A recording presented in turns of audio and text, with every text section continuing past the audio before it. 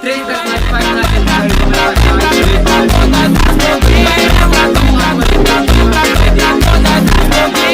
caralho! Ela não enxerga, né? Já começa daí. Eu já comecei meio mal, né? Que eu comecei com a Dora Aventureira vindo me defender, mas daqui vai ser o primeiro do time que vai me atacar. Pô! Não, daqui pra frente é só pra trás agora, porque puta. Não, mas tudo bem, até porque a gente só tá começando, tem muito animatronic pra cair ainda, e esse daqui vai ser o segundo do meu time que vai me defender. Freddy Fazbear! O brother de FNAF tá do nosso lado, vamos ver o que a gente consegue fazer aqui. Esse daqui vai ser o segundo do time que vai me atacar, vamos ver quem vai ser aqui.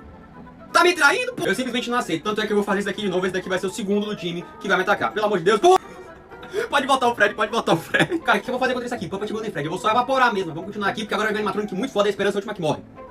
A Esperança morreu. Tá de sacanagem que é logo você. Não, já foi pro saco isso aqui já. Uma humilhação total. Olha esse timezinho daqui contra esse time daqui. Puppet Golden Fred. Não precisa nem do próximo animatronic aqui. Eu já fui completamente zoado.